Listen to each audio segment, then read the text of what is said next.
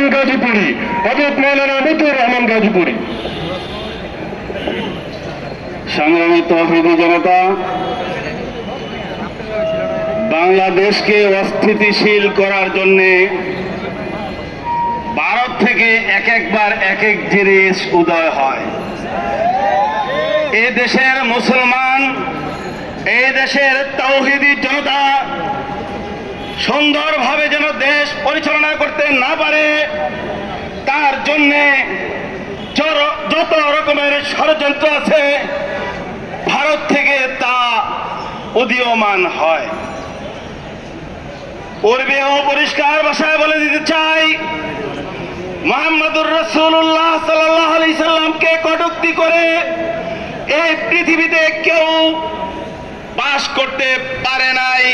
ভারতে সেই হিন্দু এবং সেই সংসদ সদস্য সেও বাস করতে পারবে না। সারা বিশ্বের তৌহিদি জনতা এক ও নেক হয়ে তাদের বিরুদ্ধে প্রয়োজনে যুদ্ধ ঘোষণা করবে, তারপরেও নবীর ইজ্জতের উপর আঘাত করবে। তা করতে চায় না।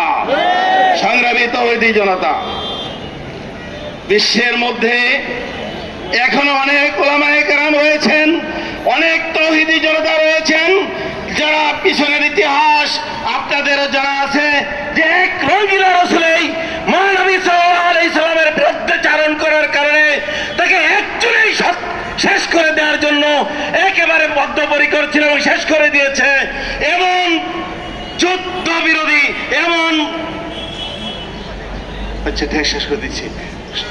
সংগ্রামী তৌহিদি জনতা, সে রঙ্গিলা রসুলের মতন বাংলাদেশ সহ সারা পৃথিবীতে অনেক মানুষ রয়েছে যারা তাদেরকে শেষ করে দিবে। তার জন্য আসুন আমরা সকলে ঐক্যবদ্ধ হয়ে হেফাজতে ইসলাম যে কোনো প্রোগ্রাম দিবে। যদি লং মার্চের প্রোগ্রাম দেওয়া হয় তাহলে ভারতের বিরুদ্ধে আমরা লং মার্চ করে মহানবী সাল্লাল্লাহু আলাইহি সাল্লামের কটূক্তিকারীর উপযুক্ত শাস্তি দিতে হবে ইনশাআল্লাহ। এই পর্যায়ে বক্তব্য রাখবেন কারণ নির্যাতিত মুসলিম আলেম দ্বীন হযরত মাওলানা ফখরুল ইসলাম। আসসালামু আলাইকুম ওয়া রাহমাতুল্লাহি ওয়া বারাকাতুহু। এই মোদিরা মাঝে মাঝে মুসলমানদেরকে টেস্ট করে। মুসলমান কি জজবা কমে গেছে না আরো বেড়েছে? বাংলাদেশে মোদির এক দোসর ছিল, বঙ্গবন্ধুর কন্যা শেখ হাসিনা। সে বাংলাদেশে তার বাবা এবং তার কটূক্তিকারীদের বিচার করত, মগর নবীর কটূক্তিকারীদেরকে পাহারা দিয়ে দিয়ে তাদের সংরক্ষণের চেষ্টা করত, আর নবী প্রেমিকদেরকে ধরে ধরে জেলখানায় ঢুকিয়ে শাস্তি দিত। তার পরিণতি হয়েছে বাংলাদেশে দুপুরের খাদ্য তার ভাগে জুটে নাই, পালিয়ে যাইতে বাধ্য হয়েছিল। মোদি মনে রাখবা, তোমার কপালেও রাতের ডিনার জুটবে না। মুসলমানরা এমন দুর্বার আন্দোলন করে তুলবে, তুমিও ভারত থেকে পালানোর জায়গা খুঁজে পাবে না ইনশাআল্লাহ। শেষ কথা হলো, যদি হেফাজতে ইসলাম ভারতের বিরুদ্ধে লং মার্চের ডাক দেয়, কারা কারা চান বাঁচিয়ে রাখতে রাজি আছে? কথা হলো, মোদি বলে রাখবা, এই ভারত মুসলমানরা 1000 বছর শাসন করেছে। প্রয়োজনে তোমার বিরুদ্ধে সারা বিশ্বের মুসলমানরা জিহাদের আহ্বান করবে। আমরা নবীর ইজ্জতের জন্য মরতে রাজি আছি, ফাঁসিতে ঝুলতে রাজি আছি। তারপর তোমাদের মতো কাফেরদেরকে এক চুল পরিমাণ ছাড় দিতে রাজি থাকবো না। সংগ্রামী তৌহিদি জনতা,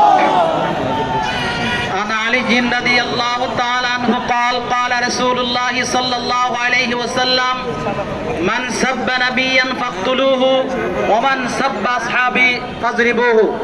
হেফাজতে ইসলাম ঢাকা মহানগর কর্তৃক আজকে এই প্রতিবাদ বিক্ষোভ সমাবেশের সম্মানিত সভাপতি, মঞ্চে উপবিষ্ট মহানগর এবং কেন্দ্রীয় নেতৃবৃন্দ, সংগ্রামী সাথী বন্ধুগণ, মুহাম্মদুর রাসূলুল্লাহ সাল্লাল্লাহু আলাইহি সাল্লামকে মহব্বত করা আমাদের ঈমানের অংশ।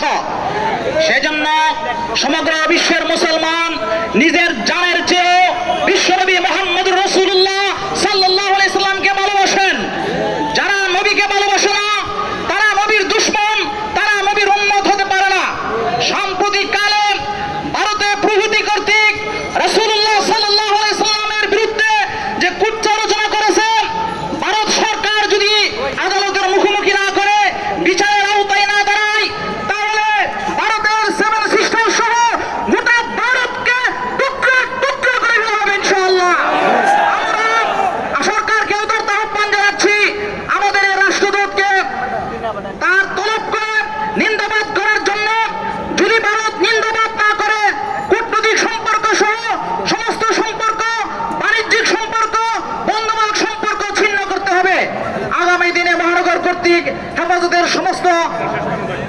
মসজিদে অংশগ্রহণ করার আহ্বান জানাচ্ছি।